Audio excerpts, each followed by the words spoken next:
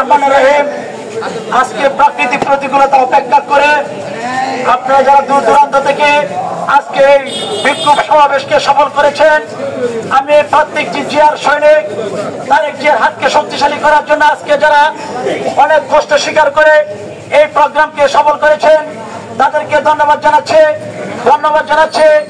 আমাদের সাংবাদিক ভাইদেরকে, ইলেকট্রিক মিডিয়া সহ সর্বস্তরে আমাদের মিডিয়া ভাইদেরকে, এবং আজকে নেত্রকোনা জেলা যুবদলের সাবেক নেতৃবৃন্দ থেকে শুরু করে থানা, পৌর এবং ওয়ার্ড পর্যায়ে, ইউনিয়ন পর্যায়ে প্রত্যেকটি জিয়ার সৈনিককে আমি অন্তরের অন্তঃস্থল থেকে ধন্যবাদ জানাচ্ছি।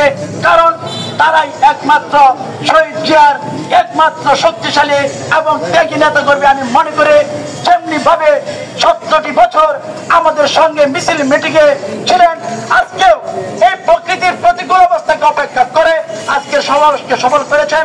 আমি আপনাদের সামনে শুধু একটি কথাই বলবো, আগামী দিনে এই শহীদ প্রেসিডেন্ট জিয়াউর রহমান যার নেতৃত্বে এই দেশকে স্বাধীন করেছিলেন, শুধু স্বাধীনতা ঘোষণাই করেন নাই, এই দেশের আপামর জনসাধারণের জন্য দীর্ঘ 9 মাস যুদ্ধ করেছেন। ওনার পতি, ওনার স্ত্রী এবং ছেলে তখন কারাগারে ছিল, উনি ভয় পান নাই। আমাদের তারেক রহমান তখন 4 বছর বয়সে কারাবরণ করেছিলেন। আমাদের দেশনেত্রী বেগম খালেদা জিয়া তখন বন্দী ছিলেন। কিন্তু জামাত শিবির রাজাকারকে বাংলার মাটিতে কোনদিন মাথা চাড়া দিয়ে উঠতে দেব না, এই আশা প্রত্যাশা রেখে আমার বক্তব্য